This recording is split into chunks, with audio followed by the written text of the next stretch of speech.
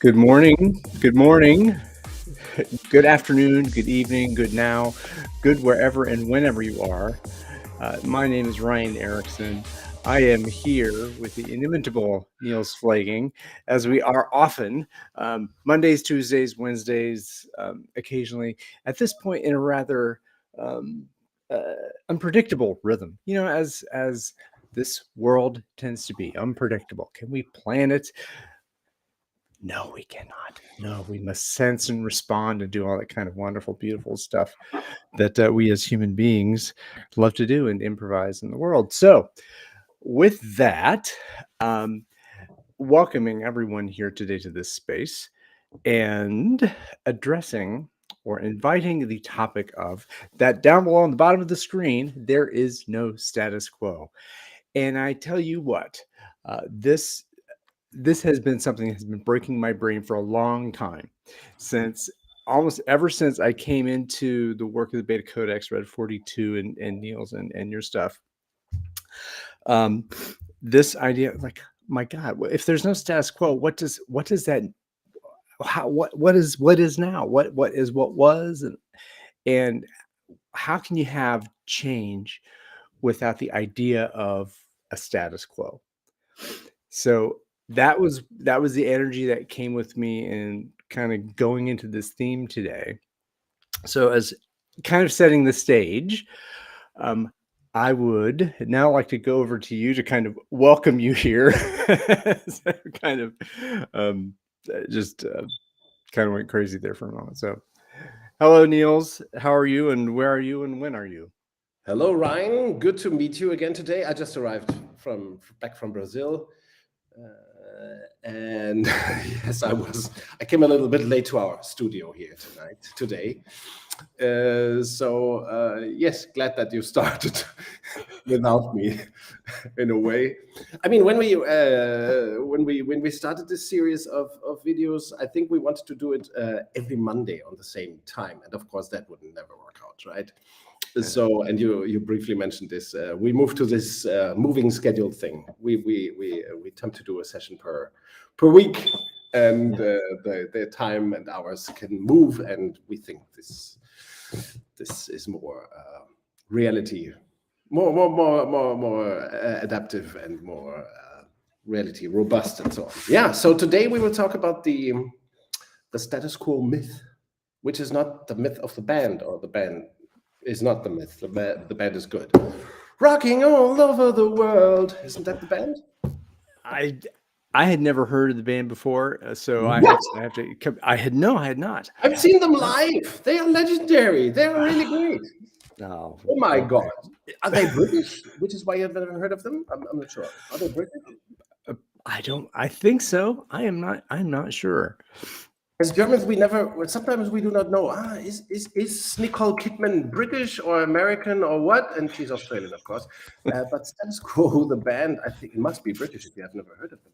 They have been around forever, since 1961, I think you figured that out, or 1962. And they had the You're in the Army Now. You don't know that song either? I'm drawn. They were Americans because of that song. It sounds American. It's that kind of thing has a little bit a ring of the YMCA kind of Village People thing, but I'm not going to go there. No. They are a straightforward rock band. I think they still exist in some form or shape, and they have done, I mean, robust rock and roll, I would say, for ages, and some very decent pop songs. I think in the Army Now, it was when I was a DJ at times of my school. DJ, I was part-time DJ. I always played in the Army Now. That's a brilliant song. Missile over my head, and it's a beautiful song. Beautiful anti-war hymn. Beautiful. Well, in the background, I am going to bring up a little status quo. Maybe we'll share it for a few seconds and not get demonetized, or not even monetized, not get copyright claimed by YouTube. So we'll see. Exactly. We'll see about that goes. In the interim, while I find some status quo, maybe some music to bring at the end. Yes. Yeah, we want to talk about change, of course, and the status quo in change. Yes. Yeah, and I want to go specifically. I mean, making a statement like that is on theme, rather provocative to say, "Oh my God, what do you mean by that? You're crazy." Yes. No, of course there's a status quo. Yes. Well, everybody let's first talk about this. Everybody takes it for granted that a status quo exists. Everybody means 99%, 99.5% of people in change assume that the status quo must exist, and must be challenged. Yeah. That goes back to the lazy defreeze, change, refreeze, unfreeze, change, refreeze. That Kurt Lewin is not responsible for. It's just a myth based upon Kurt Lewin's work. So then we do need to bring Kurt Lewin into it at some point eventually, because there's Yes, I mean, because the idea that of the status quo is the status quo is what the organization is today, and that must be fought, crushed, battled against, overcome. We shall overcome. Sounds like a song as well, right? So it must be, Now I'm the DJ. It must be the status quo is the enemy. It's what's wrong. It's the status quo. Oh my God.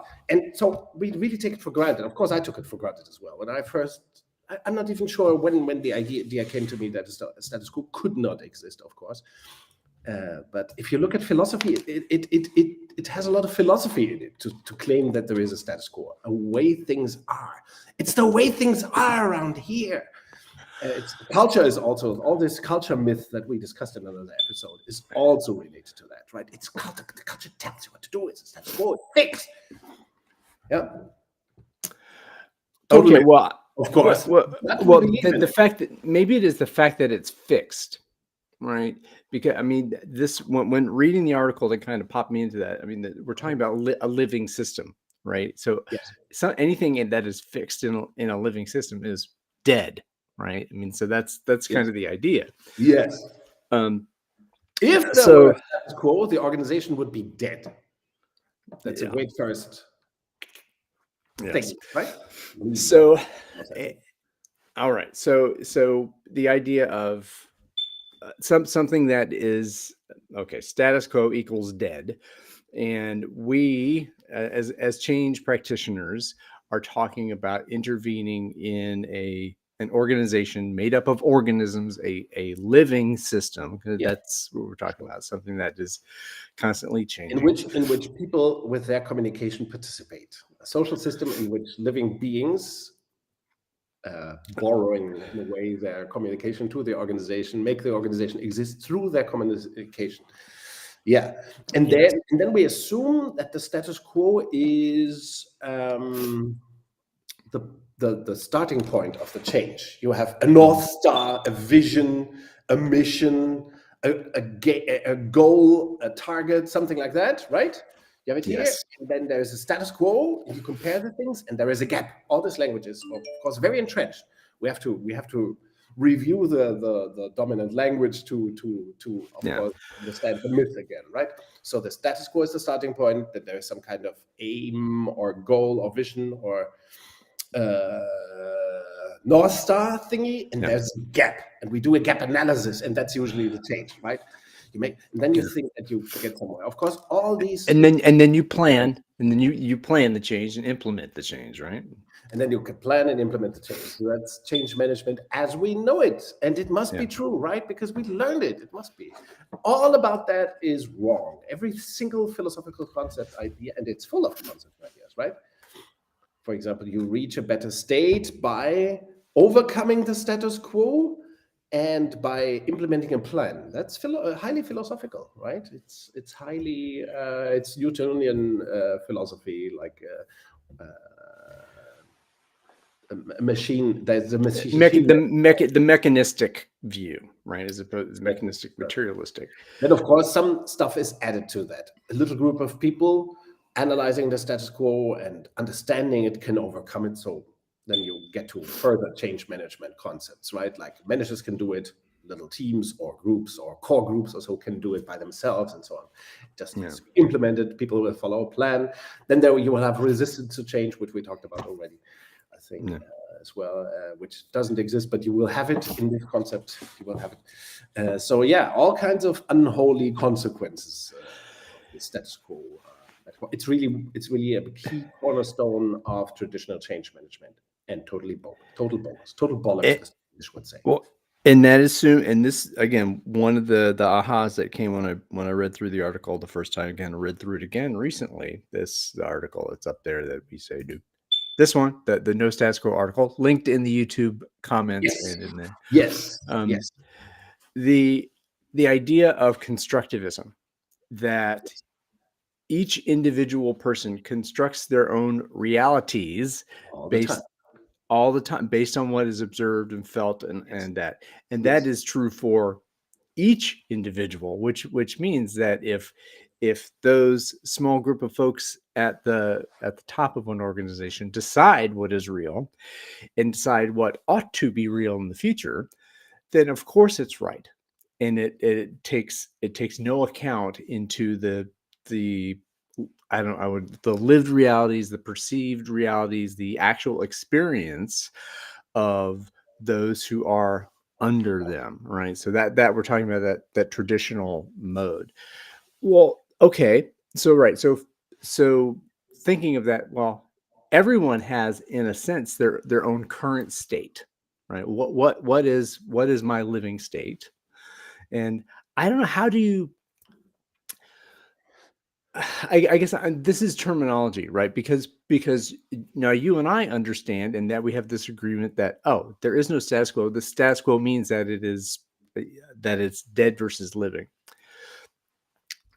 The challenge that comes at thinking about this is that, well, that language is common, and so how do you, particularly in your practice, articulate that current state? I mean, what is the language that you use to current state is as bad if you say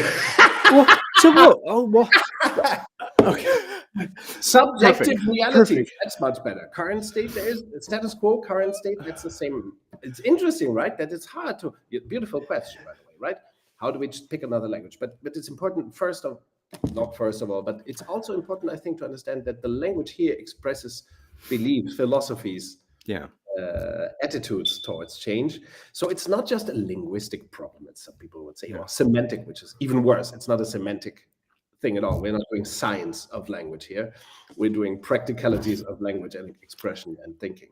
So it's not semantics, it's linguistic. It's use of linguistics that we're discussing here. But it's not just that. If you assume that there is a fixed reality which doesn't exist, for example, your kids are not in, or your parents or your family, nothing and nobody is in a fixed reality. Nothing that's alive. It's all in flux. That's the first thing about reality. And the second is that, according to constructivism, and this is very real, we construct our realities all the time, continuously. And so everybody who's involved in a change thingy in an organization constructs her or his own reality all the time, live, all the time. All the stakeholders do the same. So to speak of a status quo is a ridiculous oversimplification already. It only leads to doom and death in a way, because it assumes that, because then you just mentioned it, some managers might fool themselves into thinking that their perception of reality is true, and it's like that. And then because I see the world this way, you must see the world that way. And that others must see the world that way. I think most change agents, another horrible term we might discuss in another episode, probably have the best intentions, of course. They do not acknowledge fully, they do not acknowledge enough how different perceptions and realities are. And how I mean, if you assume that reality is constructed over time, then you perceive the dynamics of change very differently as well. You don't have to overcome anything. If you assume that the organization is in flux anyway, then you will ask, okay, what kind of intervention? Yeah. Any intervention will produce some change. Any flip, as we often call it, will produce some change. If we like it or not is another question. So we don't have to overcome nothing. We have to continuously work on the change. We can produce the change all the time. There are all kinds of consequences from this technology. This right? is, and this I think comes in a couple of the other papers that deal with this subject, is the whole now to new, right? So that now is living, and there was the intervention that brings this team, this set of actions, this process to what's new, because that's the whole idea. There is change. Something changes from what is happening now to Yes. what the level of performance that this team or this organization seeks to achieve, right? So Yes. I guess the idea of that status quo kind of is like a looking back more than Yes. this is what was and this is what we want to be, but it kind of maybe has less of a presence to it. Yes, it's How very does static, it?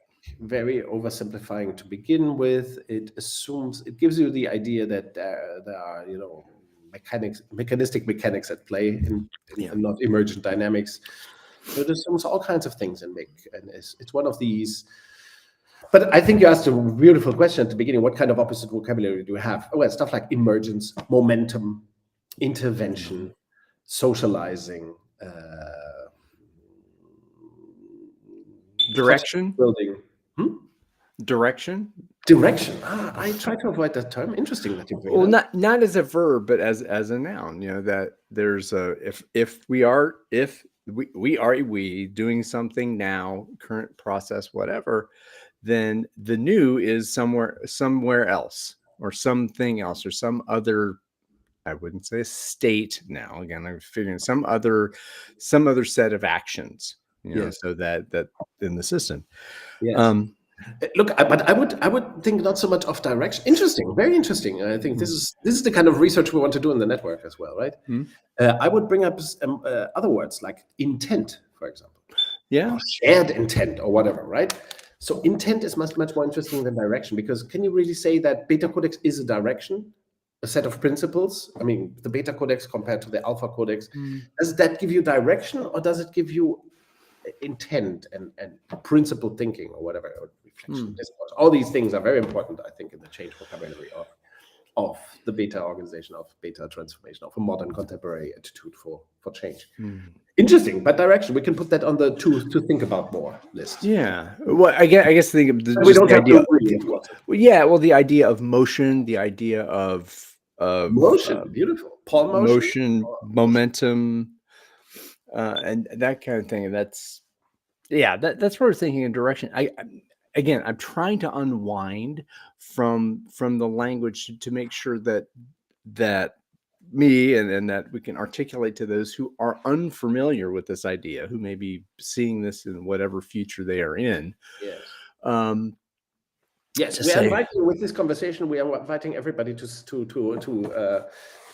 understand the realities of change differently and to subscribe to a more contemporary view of change in organizations. Right? There's so much light here. The sun is shining so beautifully. It is at 6:19 in the morning here on this. It's midday dark here. So, midday here. Beautiful winter day.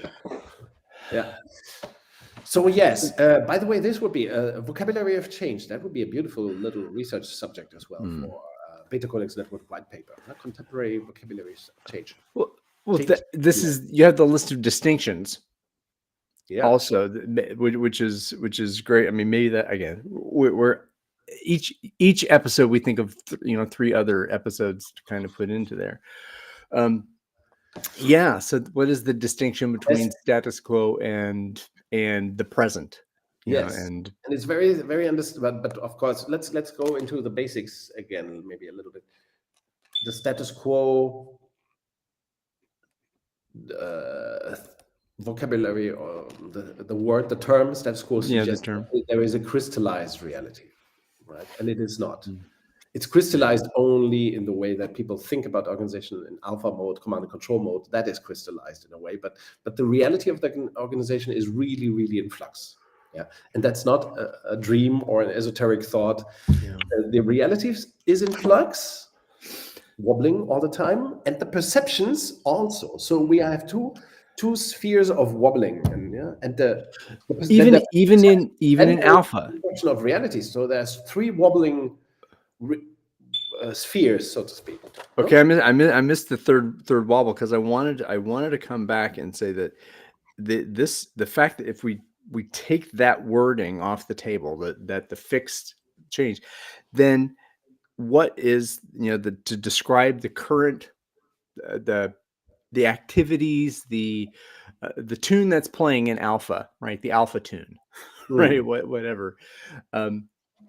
So but that's still wobbling, even if it's an out. But the style of the managerial style, the team interactions, the market interactions, they're all in alpha mode. I mean, that. Sure, you deal with the realities in a certain alpha mode, in command and control style, authoritarian style. Before, and this is before intervention. This is just, no, this suffers interventions all the time as well, I think. Oh, okay. Changes all the time. You create an HR department, you create a quality department. All this changes the reality of command and control. Yeah. However, it remains in the mode of command and control, in the dominant mode of command and control. Most organizations.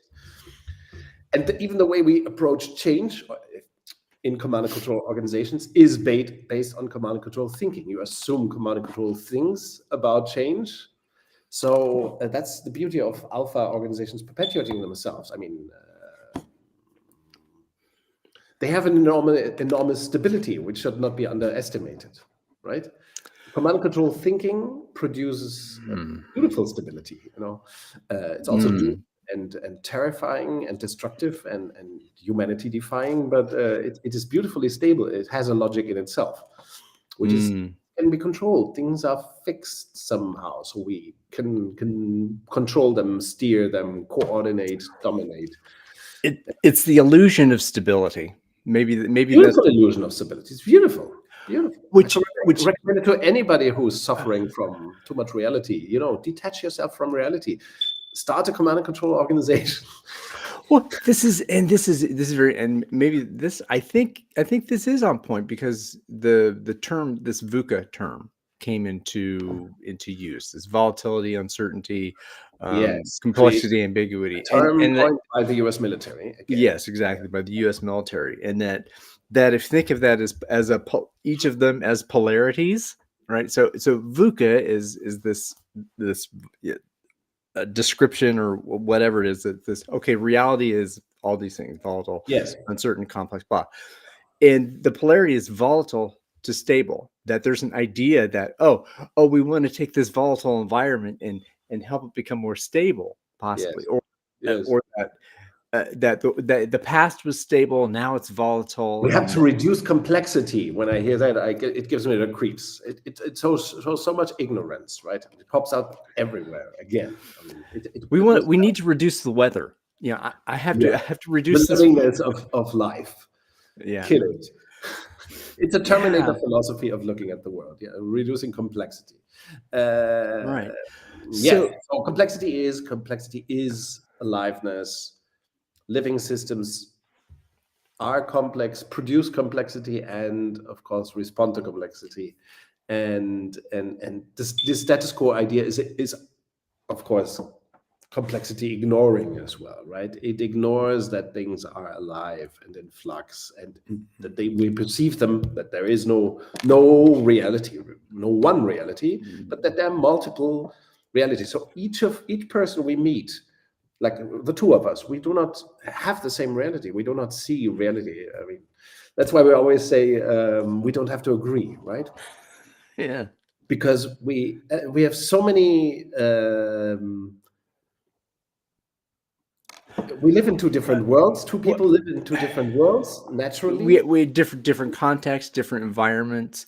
All and this total bullshit about shared values, right? Yes. So each yeah. So, and this is the McKinsey thing, and I think that came Yes, too. That yes, um, uh, the idea that we can articulate this set of values, and now we, i.e., you all out there, are going to assume my values, and all that kind of stuff is crazy, because I may not value the same things that you do, and I almost certainly do not. yes, That, yes. but and that, Still, we and do this, this together, right? And still, we yeah, believe beta codex is a good idea. But those are not values; those are principles.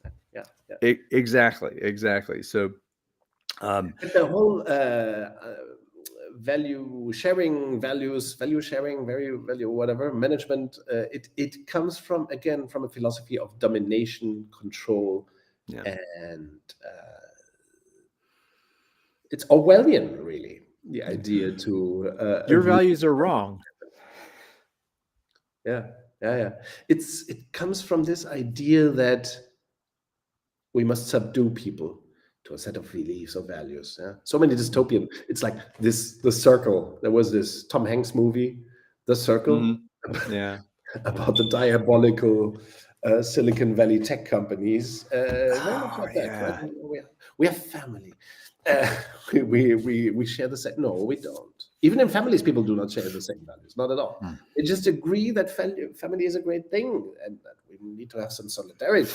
But that's not a Hmm. value. That's just decency, right? Values. It's It's not even values. It's a principle of decency. well, So yeah, I was going to say, and this was brain beat around. So assuming that each individual has their own individual set of values, their own individual realities, their own individual experiences. constructivism again as a This, recommendation to read more about it. Constructivism, very compatible with beta. Yeah. Yes. and I'm not even, and I one of the things, like, where did that? Because again, not being a philosophy major in college or doing that now, I'm coming across all of these concepts now in my my middle age, my vintage, right? So Never too it's at late one. to learn. Never too late, right? Um, so the thing that again, after we set the stage for constructivism, Yeah. that each person has an individual reality, then there comes a point, well, how, and if our reality, there are certain themes in that reality, again, the sponsorship, who decides to hire us to come in and improve performance, decentralize, make a more democratic organization, all this kind of stuff. For a reason they're doing that. The sponsor is doing that for a reason. There's an idea to articulate it and do this kind of leadership storytelling to say, this is the story now in this moment that all of us who are here in this room are writing together. This Yes. is whole group process. This is creating a sense of common knowledge, creating a whole new set of agreements, protocols, all this kind of stuff that happens in open space agility, open space beta. That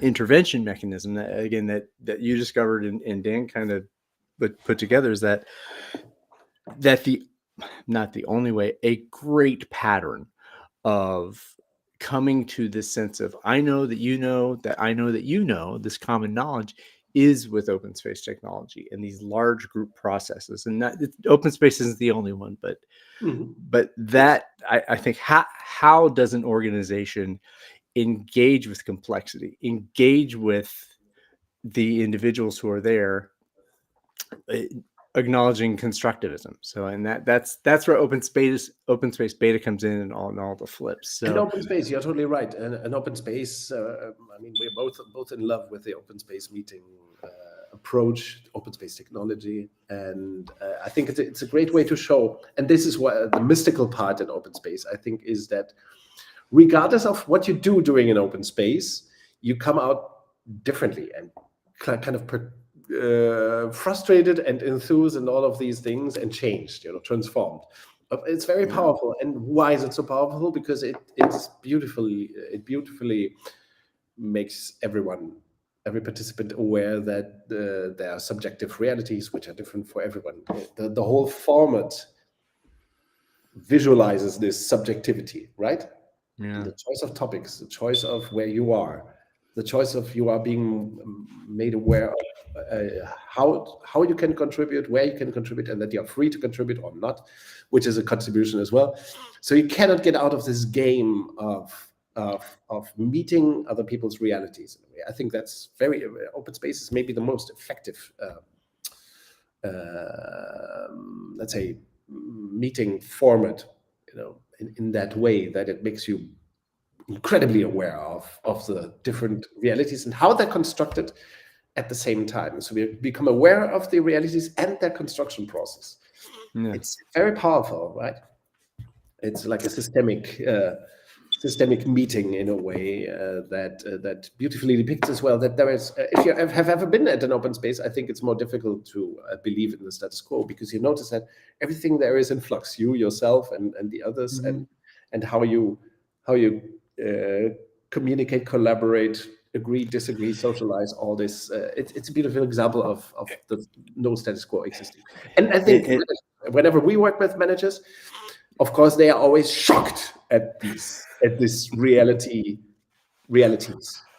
right? yeah. Because of course, managers in their meeting bubbles, they are not used to understanding that everybody else also constructs, even without meetings. You construct realities of the organization all the time, and And there, intense. in many cases, again, this is not to fault the individual human beings, that who have come up into a system of, I am the manager. I am going to conduct this meeting in this way. This is my agenda. This is the agenda that I'm going to communicate this to you, and thus you shall behave in this way. And then going into an open space where, okay, you see that wall over there, there is nothing on it right now. So here's the story. Now it's time for you to write it, and write it based on what you care about and what you want to have happen, and what you're frustrated, and where is that, and what are you in.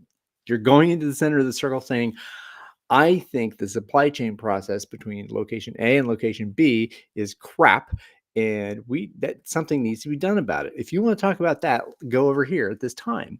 And repeat that process over and over. And then the folks and you're sitting in a circle. There's no one person on the top of the stage Not in saying, our approach to open space, by the way, Ryan. Not sure if you know this already, but we do not work with a circle in open space. We well, open open space weeks before. With the invitation, we open the open space, and the themes, the session topics, can be suggested way before the actually physically happening open space well, happens. I think that So this, we don't have the well, circle. We well, have a session start, like a plenary, very simple, and there are no session pitches, but the whole session thing is done before the open space and at the wall, let's say the agenda wall in a way. and the wall, so there's a sense of that the individuals are authorized to put their topics on the wall, or wherever Sure, that wall is virtual, sure. as it goes, and the wall emerges, right? So Yes, you have a but huge opening circle. But again, yes, I'm using it's the circle metaphorically, and the reason I say that, and I stick with that, is because it's the equalization of authority. yeah, but everybody's equal anyway. So the circle is not needed to make everybody equal. In my mind, we don't have to agree, right? We don't have to agree. We call it open. We call this approach that I'm talking about. We call it open space dev, organizational development Okay. style. We think it doesn't. You don't have to. Of course, everybody got the invitation. Everybody knows they're equal. The same laws or principles apply to everybody. So everybody's equal anyway. And the circle. But as an animal farm, some people are more equal than others. And we're all different. I mean, we are equal. No, And that's a horrible part of it. We're all equal, but some of us are more equal than others, right, from animals. yeah, no, I know Animal Farm, of course. Okay. Yes. So you see, it was like, what are you talking about? No, okay, all right. Yeah. The pigs are more different than others, right? More equal than others. No. In open space meetings, I mean, in what we call open space dev, we abolished the circle because it's a huge. In our mind, it's a huge waste of time, right? We want to dedicate the physical open space, the meeting. Let's speak let's say we want to make it as effective as possible. So we always thought, okay, why do the big circle thing? Why not? And of course, the circle has the disadvantage that people cannot previously anticipate what topics will happen. They cannot previously subscribe to the topics. I'm not saying that the circle method isn't good for certain audiences, types of attempts, but for organizational development purposes, the objectives are very clear usually. So why not anticipate the session generating already? Why not initiate it earlier, to put it precisely? So it's initiated way earlier with the invitation in principle, so that teams' topics can be collected, voted, commented already. So that's already totally equal. Everybody's totally equal in that, of course. And then at the open space, when people arrive at the open space day, people already see the wall, the grid, session grid, as we call it. I think that's a proper name, even, right? They see the session grid already partially filled, right? With the topics that were discussed. And then what starts is that people have to agree with others if they want to switch a time slot. That's the marketplace. Yeah, it's like a marketplace, yes, but it happens pretty much in front of the session grid, of the wall. Yeah, it's usually one wall, right, where the session grid is. And so the dynamics of changing the topics, the themes. So people, for example, discover, oh, this session and this is pretty much the same. Can we unite? So I will talk to that person. Can we unite this? Where do we put it? And so on. People can generate new sessions. All that happens at the wall. They can vote still at the wall and so on. Well, of course, that's very democratic too. Right? You do not need a circle to be democratic. Well, and I think this is really interesting, because a lot of times when I talk to people about open space technology, and this whole idea of sitting in a circle, going to the center of the circle, making your pitch or whatever it is that you care about, that there are infinite number, or 8 billion different sets of realities and perceptions, that there are some people who get freaked out by going to the center of the circle and saying something that they would prefer to do the deep thinking about what they want to have happen, and write that up and do that. And I think the circle is totally embarrassing for 80% of people. The circle thing. Well, even pitching. I mean, as an American, you may not notice, but pitching in itself is a terrible thing. It shouldn't be done. We shouldn't pitch things to each other. Let's not pitch. Not in this show. So it's my idea to other people. It's an embarrassing thought to me. I never enjoyed this. And I'm a total extrovert, as many of you know. So I should be inclined to do this kind of shit, right? But I'm not. Maybe, man, this again, obviously another topic of that, what that means, but that there's an idea of that some if I have the whole people with ideas, right? That's how stuff happens. So it is incumbent upon the person with the idea to get it out there and put it in play, so that it can be riffed on and jammed on and whatever, and create it. And that if my intent is to have this idea become reality, or become a shared reality that I have with the people who want to, what I mean, we could certainly go talking about constructivism, but if I want to play this tune in this place, and I want to play it with these people, I got to go out there and say something about what I want to have happen, what I desire, what is my intent, and do you want to come with me and do that? So I don't know if you want to call that a pitch. I don't know if you want to call it a proposal or invitation. You invite people to do something. An invitation. The invitation that I make is that, again, it will show my passion. It will show. Yeah, you can see me kind of trying to figure this out. Brilliant. That's what we want to have, Ryan. This is a beautiful moment. I just had this thing when invitation declines into pitching, everything's rotten. Yeah, that's the kind of thought that I had. Beautiful thought that you just elaborated on. Because it's like it's this whole push versus pull thing, right? Yeah. Of course, it is hard during an open space dev that I'm describing to keep the momentum so that people feel comfortable with inviting each other all the time, which is the major fuck up, I think, if you do not have a circle, the classic open space circle. People, you must bring the idea about that. Well, you can pitch a session, invite somebody else all the time, create a new session all the time. We usually do this like this on the session wall, session grid. We put the sessions that were voted upon or developed upon them in the first track, session tracks, so to speak. Yeah. So the sessions take 90 minutes. We put the highest voted sessions in the first track, so that for the latest tracks there are more open sessions. Or open they will emerge from that. Exactly. So so people perceive the temporal dynamic of the day more intensely as well. So like, okay, the first slot, sessions that were voted on, discussed upon, beautiful, everybody knows where to go, so you get it running. And then, of course, more ideas emerge, and then people can put their sessions there in the later tracks. And of course, the latest session track, whatever that is, the third, the fourth, the fifth, the sixth, you should have more and more open session slots so that people can and feel invited and in a way are forced to create more session ideas. And so it's an intense thing that happens there, much more intense than session pitching, I think. Yeah. So yeah, there are beautiful ways of updating, upgrading, and improving upon open space. And I think that's a very interesting theme, because that's something that, as a board member of the Open Space Institute of the U.S., I am also interested in how the practice of opening space for conversations to invite change into the world. That there's not one best way, Fred Taylor. No, there is not one best way. Yes.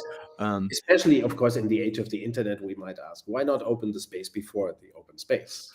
Yeah. Why not use voting? There are beautiful apps or softwares online. The first we tried 15 years ago, I think, was Idea Scale. Still around. I think it worked very well.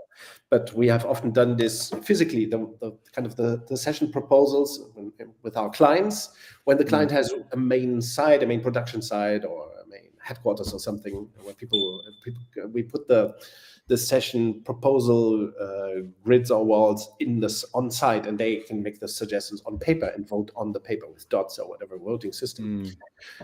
So that gets everybody thinking already. Okay, what are topics that are emerging here? Why is the whatever pay topic, money topic coming up? Do I want to discuss this? People come up with very formed ideas. Yeah. This again shows that status quos do not exist about anything, right? Come with more and more formed ideas to the actual open space event. Yeah, and they have this opportunity to reflect.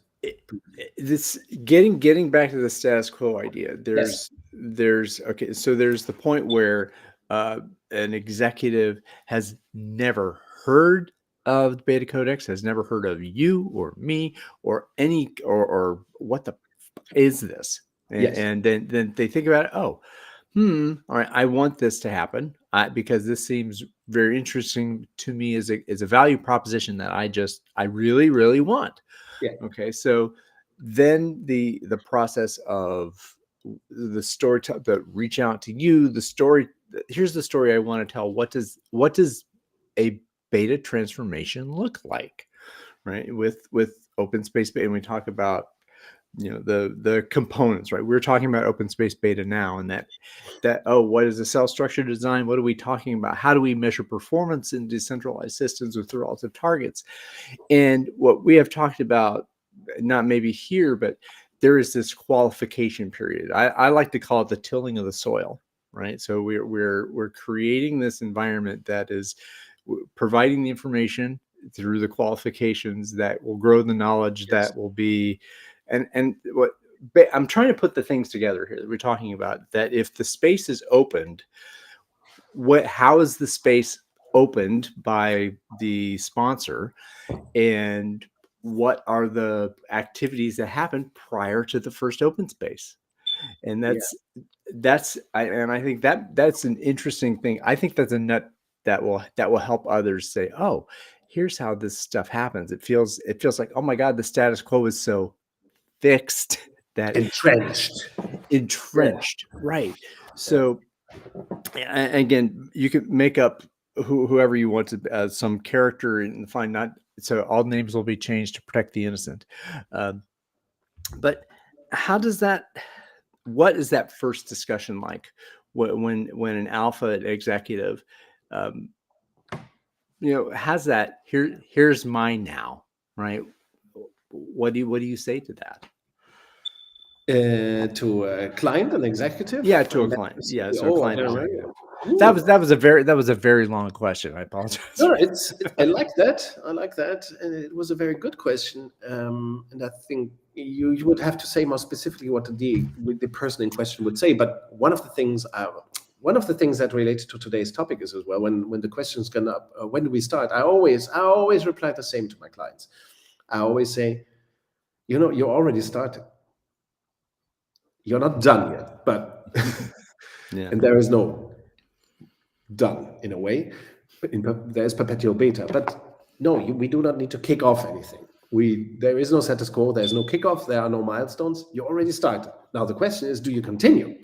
The only question that you have to ask yourself as an executive or a company owner or whatever you are, I like to highlight that really. It's, do you want to continue? Do you have the willpower to continue? Because you can only break off or continue. Those are your two options. You always have these two options. You can always walk away and say, Niels, so some clients too hard. They don't find me. One client last year, he told me, like in a workshop, during the coffee break in a workshop, that he said something like, in that conversation with that guy who made this silly comment, my manager, my employee here who made this silly comment, by reacting so fiercely, you lost a few sympathy points. I'm not sure how to express this in good American, but in German, he said, like, you lost a few grades of sympathy, and everybody's. I get it. I think our viewers will get that, right? wherever they are. Yeah. And You turn some people off. I was polite enough not to reply what I should have replied, which is, I'm not the candidate here looking for the bachelor. You are. Because I have to work with you as a consultant if you want to continue. Of course, they broke off, right? Because that kind of thinking, that it's about the consultant must be sympathetic, must be understanding and eating the bullshit. You are a good consultant if you eat the bullshit. No, nobody should eat any bullshit. The reality of a beta organization is you must become more open to dissent, more capable of having dissent, and capable of exploring tough things and being a little bit harder. That doesn't mean that everybody has to communicate the way I do, of course. I do not believe in that kind of superiority. But if you cannot handle somebody like me in a workshop, you will have difficulties, let's say, accepting democracy, organizational democracy in a beta organization, right? Yeah. So I replied to the client on that day, look, I think you have to get used to these modes of expression. If you are not used to people handling conflict in the way that I showed you how one can handle it, then how do you expect the organization to be decentralized and democratic and powerful and adaptive and agile, right? That's what I told my client. But the other thing is, if you want to dance, don't criticize your dancing partner, right? If you want to dance, you have to find the flow with the other person, regardless of how good or bad a dancer she or he is. I once danced with a person, I once danced with a woman in Brazil. She was a trained dancer, sportive. She did a championship in some kind of old-fashioned ballroom kind of thing. Yes, and she danced samba for the first time on that day with me, and I'm not so good, But when she asked me, okay, would you try samba with me? I've never danced it, but I think I can do it, she said. And I said, yeah, okay, why not? But don't expect too much from me. And people actually looked and afterwards applauded us for dancing. And of course, the applause was not for me. It was for us as a couple and for her specifically, because she was such an amazing dancer. And just by going along, this is the lesson that I learned that day, right? By going along with emerging patterns and with the differences in style and quality and so on of interactions. By tolerating more difference and distinction and more, more diversity, of course, you become much more. Your options become much more powerful. Yeah, you can change much more if you accept that. So I think that was a powerful lesson for me. People applauded me for dancing samba. I'm not very good, and this woman had never danced it, but still we were excellent. And it has nothing to do with individual capability. It was a very interesting lesson for me. I was actually just going to say, do you think that her level of mastery with dance had something to do with it? Oh, totally. Yes, totally. It looked like a show, and I was aware of it while we did it. I was aware. Okay, this looks like it's incredible, and of course the beauty of a great dancer, woman especially, is in samba they do much more anyway. In most dances, I think women do more. In some dances, women do much more than the man, and samba is that kind of thing where you, as a man, you only have to go along. Really, you make her look good. All right. Yes, you have to you can keep the basic patterns, react somehow sensibly to what the partner is doing, and then you are fine, right? And yes, of course, overall mastery beats everything, right? Transferable mastery is you cannot beat it. It's the best, right? But where did we get there? How did we get here?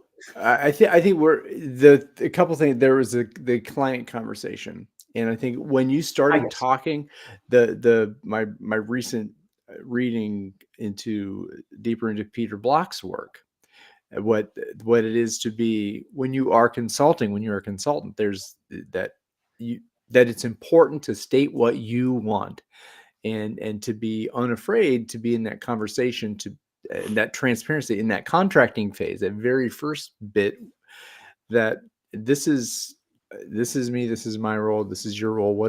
You're making that agreement. I think that's part of the agreement crafting thing. But the way you talked about it is that I'm not gonna eat your bullshit.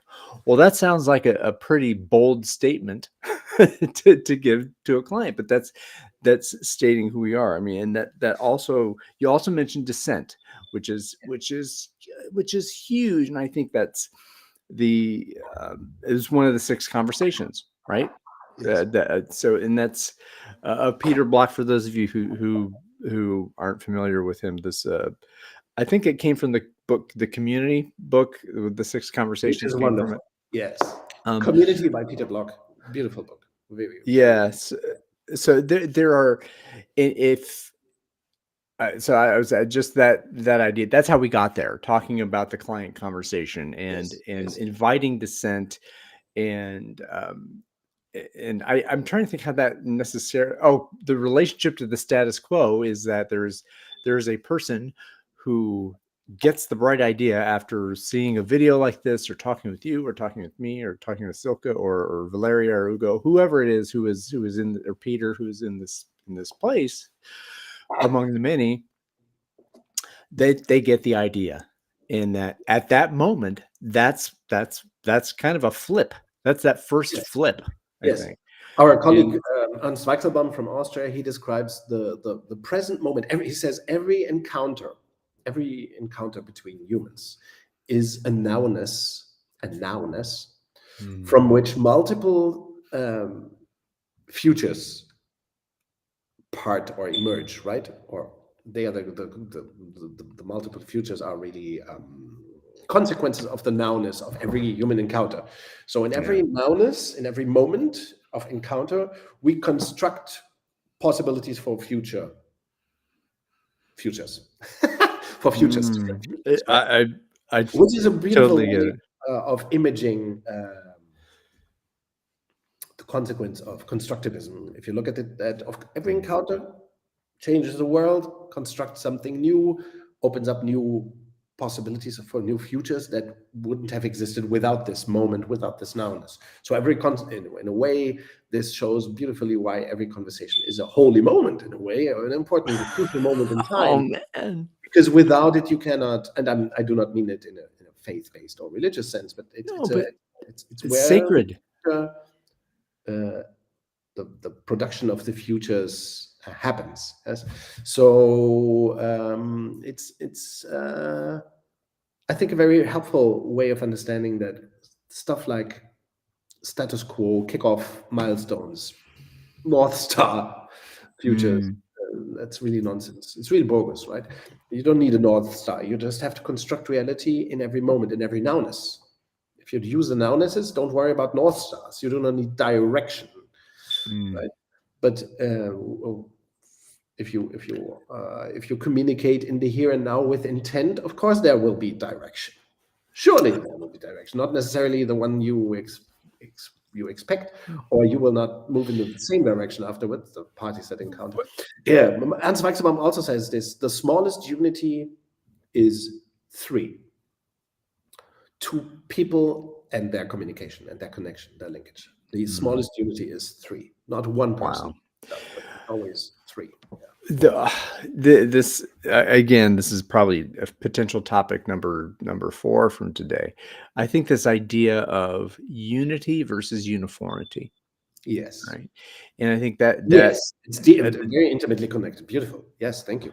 yeah, Yes. it just and what was the prophet, of management, Mary Parker Fall, what was she talking about, when talking about unity? So the at the risk of going for another 2 hours, or thereabouts. Everything discussed, nothing solved. That's our motto. This is the invitation, right? That's the invitation. Yeah, we hope we made you think a little bit. But of course, So we have a little deviation into open space. We hope you forgive you, dear viewers, listeners, forgive us that we deviated a little too. but that's not a deviation. I mean, what emerged from that is that it's part of the very fast organizational transformation, right? It is this yeah. So at That's the risk of going back into it. we should recommend. Let's sum up the recommendations we want to make. There is our paper from now to new right here, Yeah. which is about change as flipping. Then there is the white paper, very fast organizational transformation. All these illustrate approaches to change without notions of status quo and fixation. Yes. And we talked about the book Community by Peter Block briefly. Open Space Beta, of course, was a topic we discussed. So openspacebeta.com is a source where you can find everything. What else? Flawless Consulting. Also in the description notes, I linked the original "There Is No Status Quo" article, the LinkedIn article, which from Essays with Beta. I believe that's also in the Essays with Beta book. No, it's not. I wrote this status quo article very recently. It will be in the next Essays of Beta. Volume 2. Yes, which will be Essays of Beta Volume 2, exactly. Yeah. All right. Great. This was lovely to talk to you. What final words do you have, Ryan? Did you learn anything today that you would like to? As I might go, I haven't yet gone back to a lot of these, but I think I may go back because I want to do a clip about that whole nowness. That every conversation, creates a new set of possible futures, and I think that's a beautiful statement. That hit me really hard. And I think the language around that, getting out of the idea of the dead, that this world that we are in, and that the relationship between us, this unity that we are experiencing now, is alive and deserves to be treated with that kind of respect, and that this is not a fixed place. This is just when you and I come to agreement about where we each intend to go, and we have that. And that's beautiful. And you want to, and you scale that, and you scale that. Oh God, I'd bring another awful topic into it, but you grow that sense of life, of living unity, and status quo is dead. It's a dead parrot. Be in the nowness. So that's where I landed.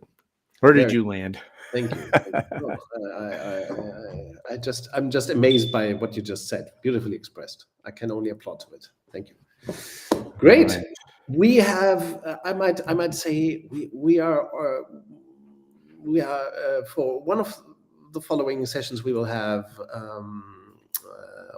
guests in future editions of BetaCodex Live. I should say that we will probably have another session, just the two of us, but when at a certain point we will have guests, Americans we are talking to right now, with a long history in organizational development. So we hope to have some guests in BetaCodex Live in a few weeks. Well, on February 6th at 8 a.m. Eastern, I have not met him yet. Bill Pasmore will be our guest to talk about something. Well, we haven't yet agreed. He has a new article coming out that we're going to have a nice talk about. Yes, I'm very much looking forward to talking to Bill Pasmore again. I would say he's a friend. I met him many times, and one of the most fascinating, brilliant, beautiful, I would say, thinkers of organizational development. So we're looking forward to that conversation with him, of course. Great. That's it for today. Yeah, I'm gonna turn up the music here and. Please don't stop. Party? You can hear this, can't you? I can. Okay, all right. So I will say goodbye. Listen to the band Status Quo. You're in the army now, for example. I've got them on my iTunes. So here you go. I'm gonna put the graphic up. We could still talk about this stuff in the back. So hey, you who are seeing this on LinkedIn, YouTube, wherever, we're going away now. Goodbye. We'll see you next Tuesday. See you very soon.